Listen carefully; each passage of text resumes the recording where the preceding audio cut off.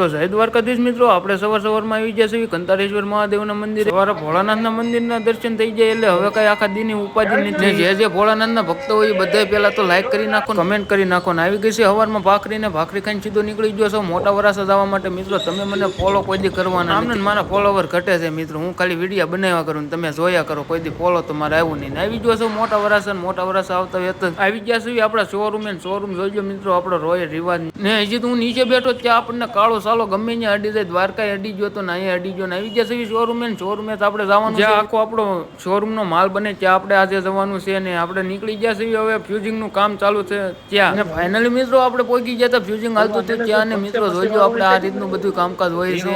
મિત્રો મારે તમને કહેતા ભૂલાઈ ગયો, આપણે ડેઈલી વ્લોગ આવવાના છે ને આપણે આવી ગયા છે પાછા હંસાવાળા નીકળી ગયા છે પાછા શોરૂમે પાછા નીકળી ગયા આપણે ઘેરે. રૂમે જતો તો મિત્રો મને એક કાકા કે હાલ મને લેતો જાત. પછી મિત્રો અંબે હુવાણે સડી ગયા ને હુવાણે સડીને સીધા પહોંચી ગયો સૌ ઘેરે. મિત્રો આજના થઈ જશે કિલોમીટર પૂરા. તો મળી હવે આગળના વ્લોગમાં. જય દ્વારકાથી.